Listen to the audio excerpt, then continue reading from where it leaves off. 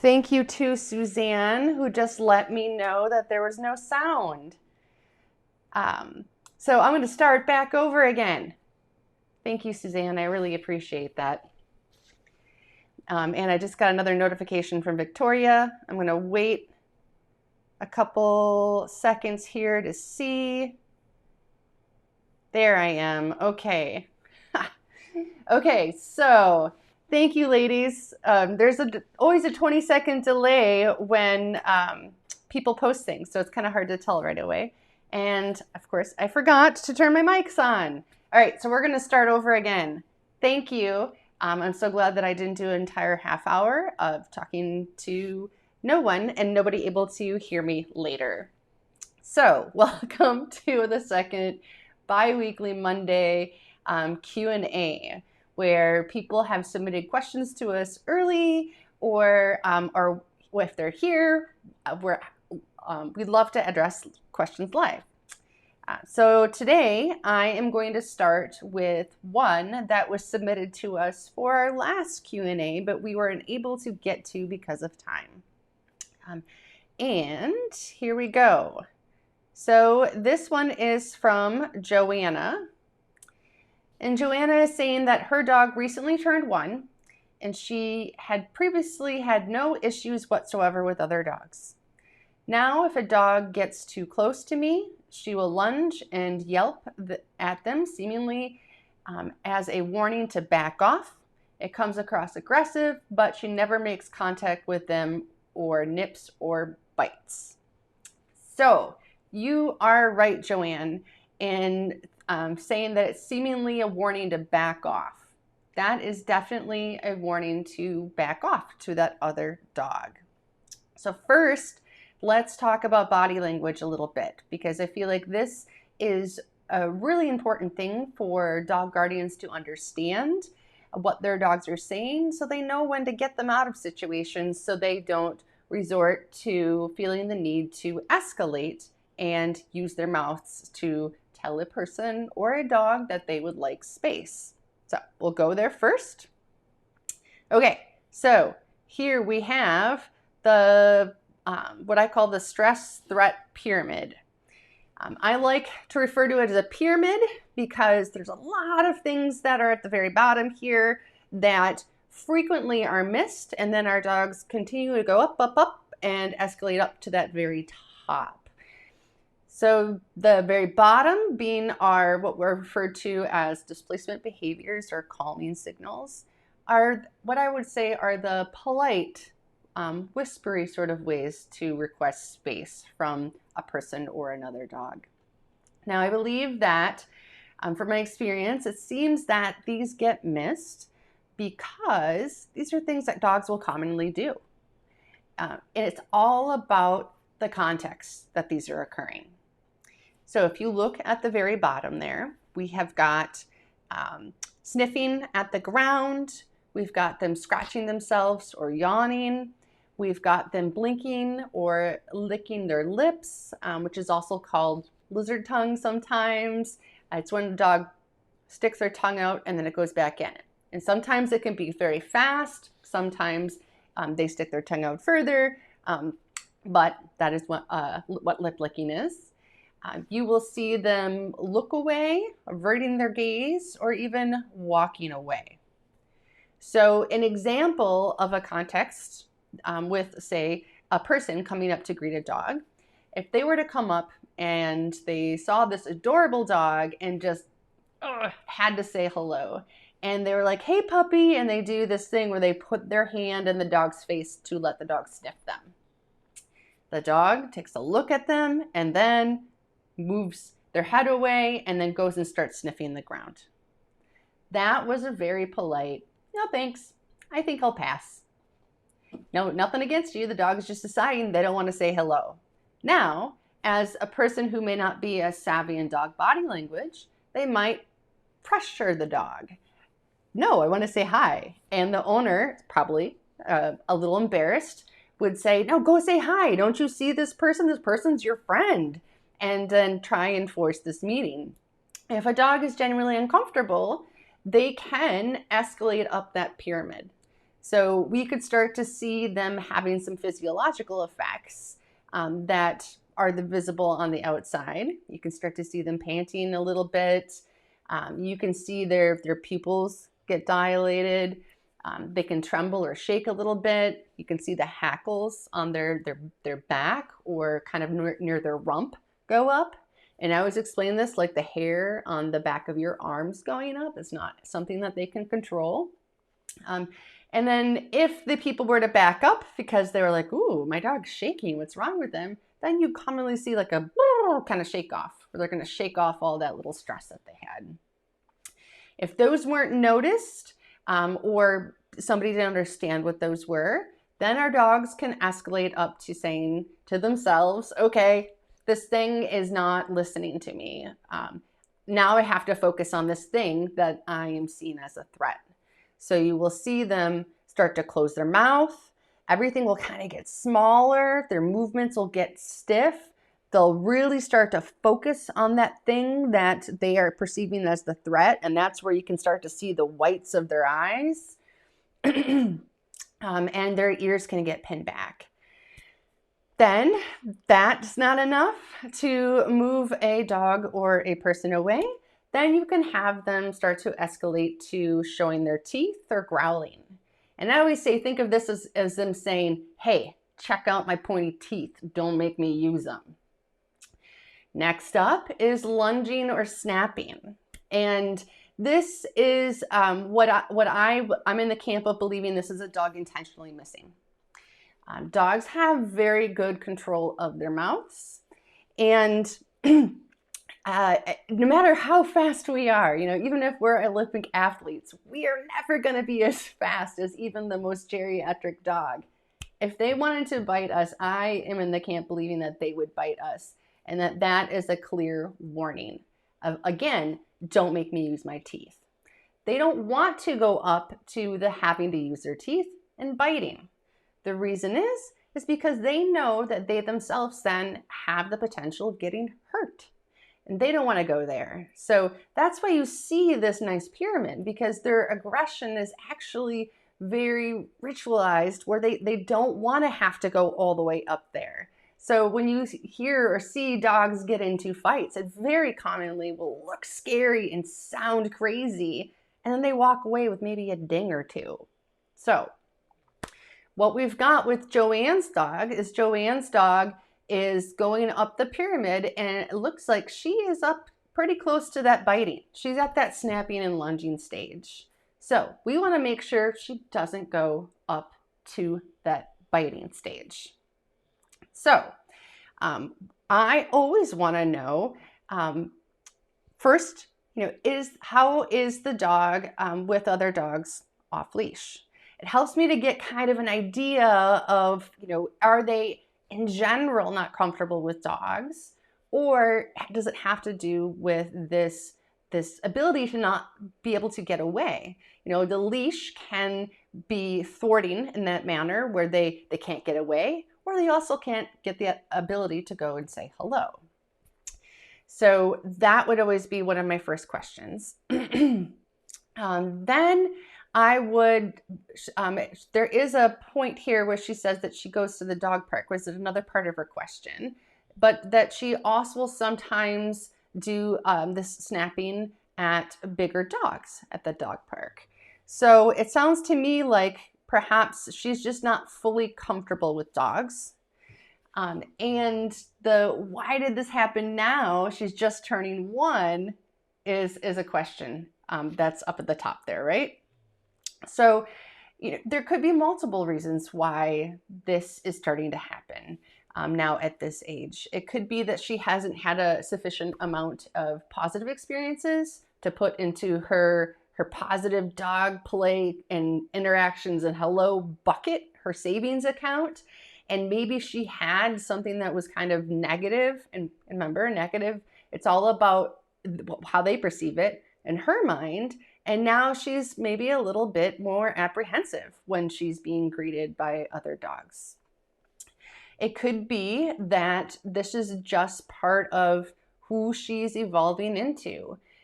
We typically will start to see things such as dogs' play levels, their tolerance with other dogs.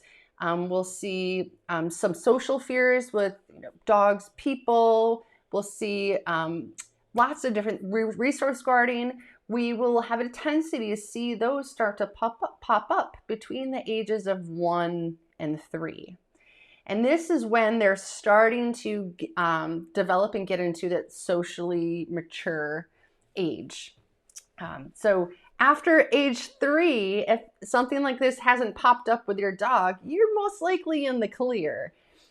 But them happening between that 1 and 3 window is pretty darn normal, even if you did everything right. So I always warn this too when I was able to have my puppy classes. I would tell folks, hey, resource guarding could happen. It's not because you didn't sufficiently practice.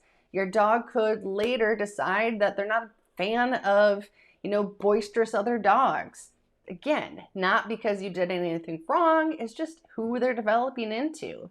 It's sort of, if you think of it like us as people, there's lots of things I enjoyed doing when I was 21 that I no longer like doing now that I'm 42. I enjoy being at home. I don't enjoy the busy, chaotic life anymore. It can be the very same for our dogs. They enjoy company of other dogs, but maybe just not everybody. They're a little bit more selective. So that's what's going on, Joanne. And I think part 2 of your question, let me see if I can pull that up here, was, she also does it with bigger dogs at the park. Yep, and then is there any advice how to prevent this or how training could help? So most certainly, there are things that we can do for management. So right away, when somebody has anything like this going on, I'm going to encourage them to start a diary. And not just in your head. That doesn't last very long. I want you to physically write this down so that you can go back to it later and use it as a reference.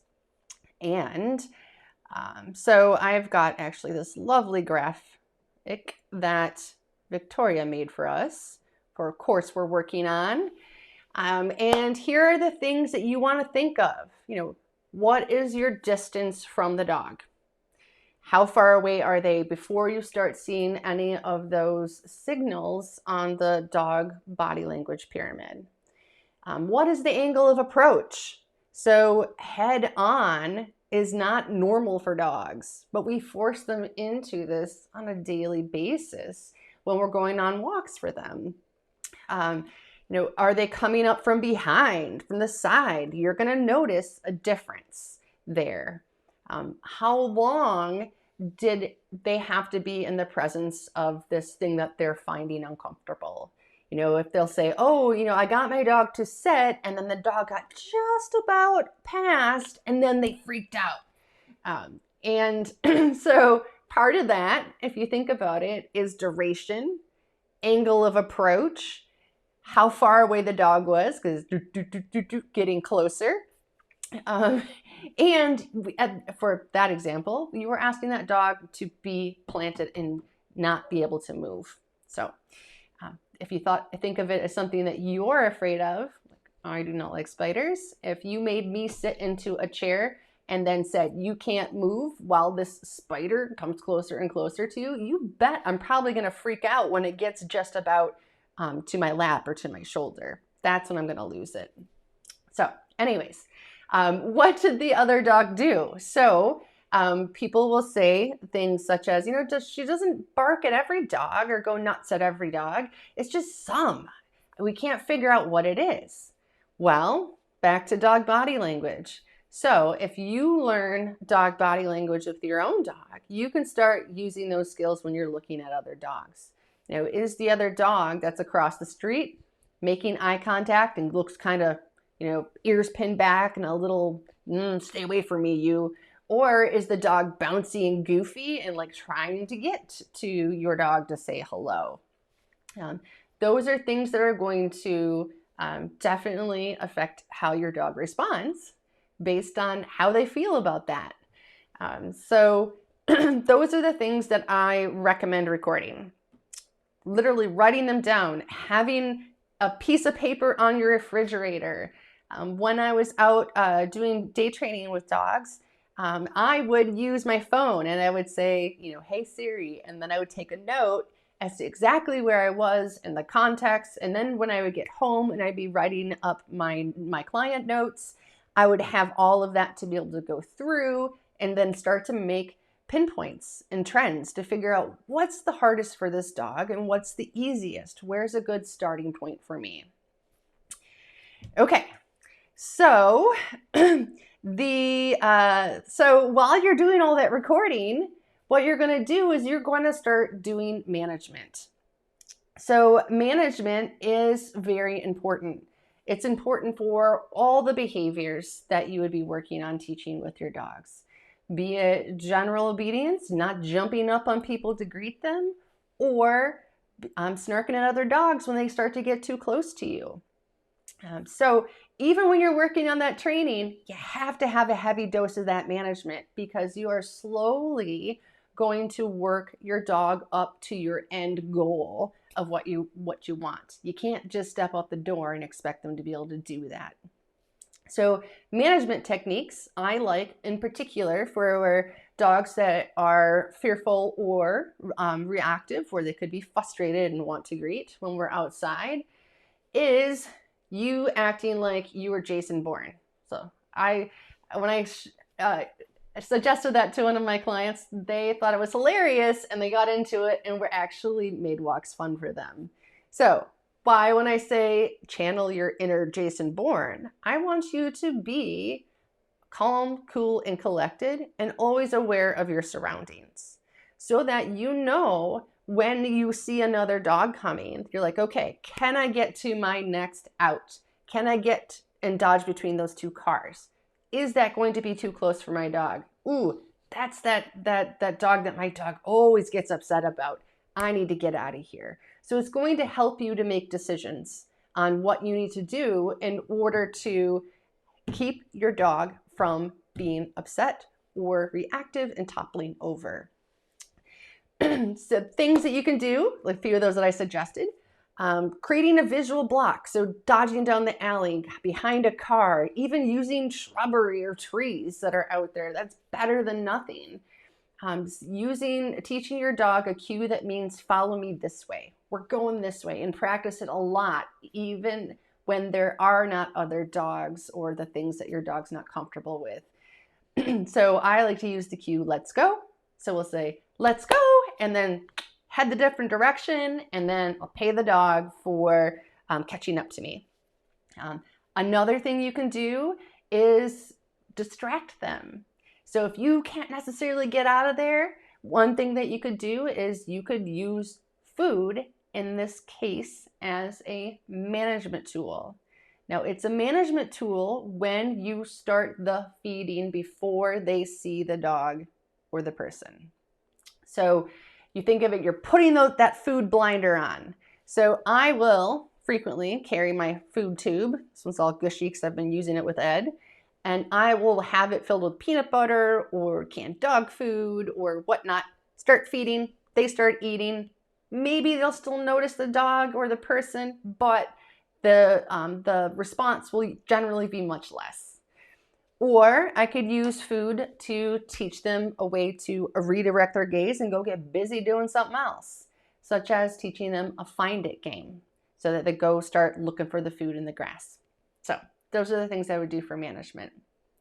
For training, it's really going to take longer to address that than we have time here, but essentially what we do is we would teach them to do an alternate behavior rather than stare and bark and get upset at that dog or person. And if we have determined that, yes, your dog is afraid of them, then we'll focus on teaching them that that thing is no longer scary and actually safe, changing how they feel. Okay, so I hope that helps you, Joanne. Get started on that diary and and being implementing management to stay the heck out of there. Okay, so let's see. Do we have any? No questions yet from our people that are watching. So I will now go on to the next question that we've got here. So we have got, oh, that was Tammy number 1. Tammy number 2. Okay, Tammy has a new puppy that's a golden retriever that is 12 weeks old. She is barking when they are not in sight, jumping, and biting. Okay, so I will address first the biting, because this is a common one, and I feel like people get so much conflicting information here that it hurts me. So I really want to address this one. So puppies, and anybody who has recently had a puppy or has a puppy now, you know that they have those needle sharp teeth. They hurt. Well, the reason they have those sharp teeth is to help them to get through all the fur and loose skin, to bite down hard enough to get feedback from their litter mates or the other dogs that are around them, like their mom and whatnot. The reason that they need to have those sharp teeth to get through all of that fur and whatnot is because they don't have full bite ability yet. Their jaw muscles haven't developed fully. So this is a good thing for us because we're going to teach them how to develop that muscle, and so it becomes a muscle memory, and teach them that us humans are delicate little flowers. So to do that, we don't want to say, hey, you can never put your mouth on us, because it's not realistic. There may be a time where you accidentally step on your puppy. There may be a time where, my example earlier, a stranger continues to put pressure on them and stick their hand in their face, and your dog is saying no, and you miss it, and they're like, dude, what else do I gotta do here but use my mouth? Well, when your dog is an adult, that could be a full force, and we know that that could be very damaging.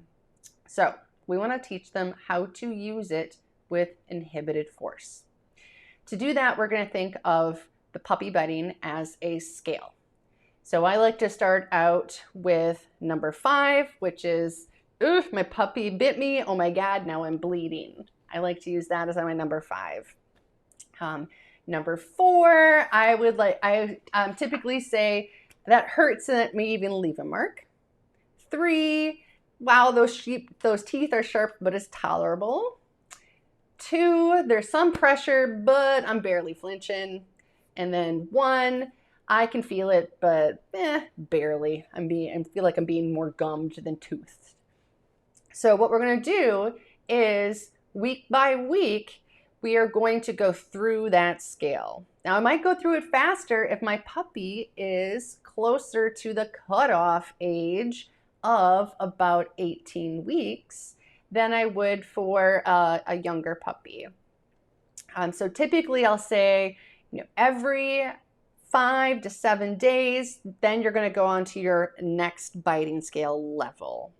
We start out with all level 5s being timed out.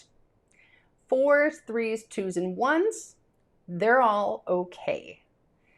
Then after that 5 to 7 days has passed, then we go to 4s and 5s are all being timed out. 3s, 2s, and 1s are all okay. And on through. Now, when I say timed out, what I mean is essentially teaching your puppy that when they bite you at that level that you're working on timing them out for, it leads to Boringsville. No fun. They are grounded. And you can use, my favorite thing to use is placing them behind where you have a doggy-proof area set up with a gate or into an X pen rather than their crate. And not because they will get that negative associations with the crate. I'm more worried about them getting negative associations with us and our hands, and then kind of trying to shove them in there. And you'll see what I mean in a second. So we say, too bad. They get placed into a boring area. We then let them back out. They come out, they get to play again. As soon as they bite at the level that we're timing out, boom, too bad. They go to their boring timeout area again. Our puppies, when they're biting us, they're just biting us to have fun and interact with us and explore their world. Their mouth are like hands to them. So they're not doing it in a mean or whatever anthropomorphic way that people will put onto them here. They're just exploring the world. So we're going to say, hey, if you do that, the world is going to get smaller and more boring. Now, when you're doing this, your puppies are going to be going through this learning phase of not connecting these dots right away. So first, they are going to connect that when you say too bad, it means that you come towards them and then put them in their boring area. And you will frequently see them starting to run away. They're going to flee, or they're going to freeze and stop. And you have to find a way to still follow through with this, and hopefully not get bit like 10 more times because they're still amped up and crazy. The smoothest way to do this, in my opinion, is having a leash on and dragging, and having it attached to like the back of a harness. So here's my trusty helper. I've got a harness here with the front and back attachment. You're going to have that leash dragging and attached to the back so that you can just step on that leash, pick it up, hold them about 2-3 feet away while they're doing the alligator moves and like, no, I'm crazy right now, and escort them to the other side of that gate. After they've gone through that little phase of resisting arrest, they are going to start to be like, okay, what the heck? Why are they doing this? Why are they saying this? And they're going to start experimenting. They will at some point, and I promise you this because how many times I've coached people through this, your puppy is going to put their mouth on you and then look at you right in the eyes. And that's when people are like, oh, you know what you're doing. And they get so frustrated. But think of it like this. This is your puppy saying, is this it? Is this what's making you say too bad? And then I'm grounded? And then you're going to calmly say, yeah, that's it, buddy. Too bad. And then escort them to being grounded. So this is going to take a lot of effort. And typically this happens during what we call the witching hour, when they're extra crazy and you're extra tired. So you have to think of ways that you can think ahead. So if you know that you're coming home and you're going to be tired and the puppy's going to be crazy, put them in their X pen. Think ahead, give them toys, give them things to do so that they can be in there and not rehearse biting you. And you getting frustrated at them. Other things you can do if you don't want to stand up and move and take them multiple times to a different area, you could use a tether. So I will encourage folks to take a leash and use a carabiner, and you will stick it on the end of the leash, loop it around something that's very sturdy, like a couch. Then when you say, too bad, you can just slide to the other end of the couch or jump over into a chair that's, 2 feet away, just out of reach of your puppy so they can't continue biting you. So really these timeouts are all about saying it leads to boring time. And either you're going to go away and be grounded, or I'm going to go away and I'm not even going to look at you. Okay? Don't even look at them. Just like, oh, I'm not going to look at you. That is how you're going to teach your puppy to use their mouth with an inhibited force. So, very important. And I know we've got on there barking when you're out of sight and jumping. Jumping, Do not worry about that. That is your puppy being social. We love social puppies. Worry right now about teaching your puppy how to use their mouth appropriately, getting out there and doing some proper quality socialization. The barking when you're not in sight, that's another bigger topic. For now, I would say reach out to us and schedule a behavior consultation so we can talk about how to get your puppy comfortable being alone, because that's definitely a very important one, but bigger topic. Okay, so let's see here. Abby says, let me pull out Abby here. Okay, so Abby says, how do I get my non-puppy 4-year-old Moses more attuned to responding to me when I call his name or any sort of cue outside of the house? High value freeze-dried chicken and peanut butter have no effect anymore. What? Moses was excellent at his coming when called. Well, I would think about why are the outside distractions more motivating to Moses at this time than the freeze-dried chicken or peanut butter? Is it because you're commonly going to new places? So that they are super new and cool and they're just not competing at all with the freeze-dried chicken or peanut butter? Or maybe he's a bit more like tired of freeze-dried chicken and peanut butter. Maybe you need to up your game. Maybe you need to be like, okay, bud, let's see, what else can I put in this tube? What can I get into my Cuisinart that I can puree up that's just disgusting to me but awesome to you to compete with that outside stuff? It's really, to me, it sounds like a motivation issue because I know how much training you put into Moses. So you've put in the foundations for him. Right now, it sounds to me like there's just other things that are winning competition-wise over you. So you just need to up your game and do a little bit more variety with him so that he can be like, oh yeah, mom's not boring. It's not just freeze-dried chicken and peanut butter. There's other things out there that mom likes. Okay, so that's what I would do. All right. Is teenage rebellion a thing? At 4, no. I suspect that when we've got these sort of behaviors popping out with our dogs, it usually has to do with something that's changed in our routines or in our lives. If they're not getting as much exercise, they're not going as frequently to like the dog park, or they're not seeing their people as often. Those are all things where we can then start to see them just kind of blowing us off a bit more, because when they do get the opportunity to do these things that they haven't been doing as often, they're like, yeah, it's sort of like if I hadn't had ice cream for a year and then I finally got to have ice cream, I would just go crazy and there wouldn't be much that you could give me to that could top that, because I'm an ice cream lover. So I betcha that it's something to do with routine change. Sometimes weather changes. Some dogs love it when it gets cooler.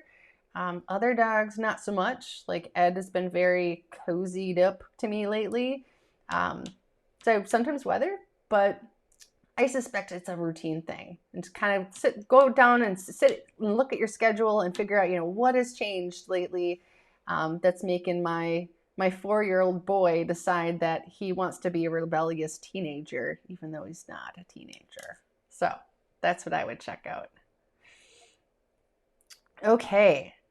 So because my mic didn't start right away and I was talking to myself, looks like we have time to take on another question here.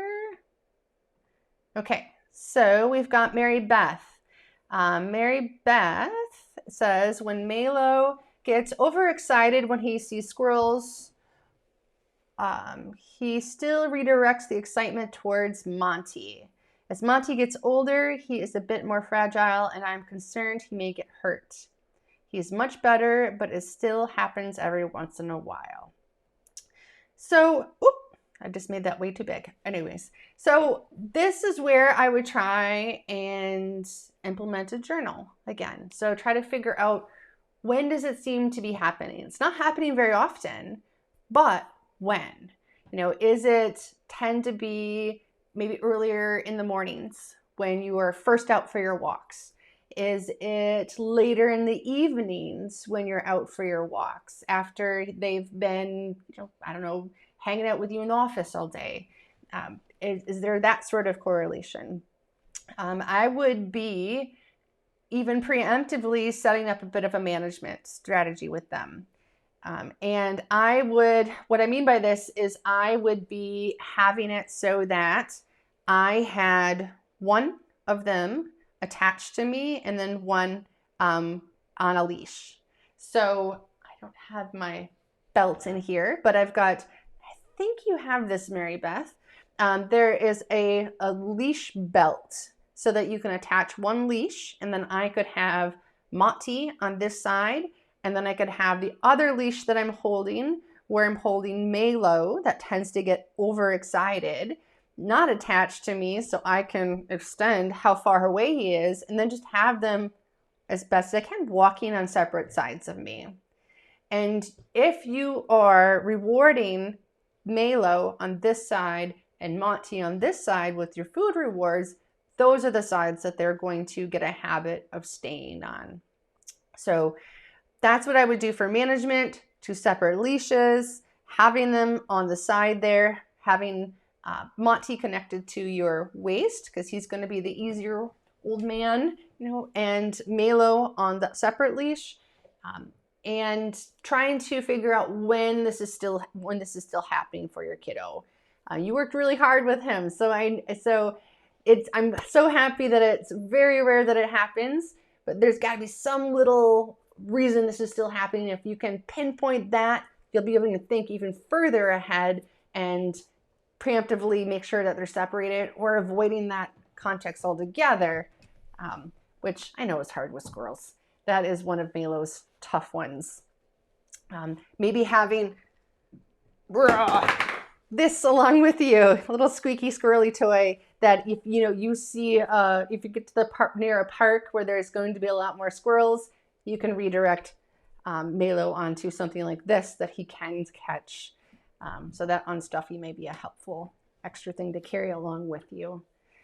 All right, well, I hope the questions that we addressed from everybody today were helpful for everyone. And we look forward to, I've got still things on my list to address, and we may even end up having to do this every Monday because we've gotten a lot of great feedback and a lot of great questions. So do not hesitate to reach out to us if you need any help or guidance with anything, and we will see you bi-weekly, 2 weeks. And I almost forgot, this Thursday the 10th at 6 p.m., I am going to be doing a live Q&A all about fear and aggression with Allison of Delighted Dogs in Minnesota. So I'll be doing another one of these yet this week. So if you have any questions there, tune in. All right. Thank you guys and have a great rest of your evening.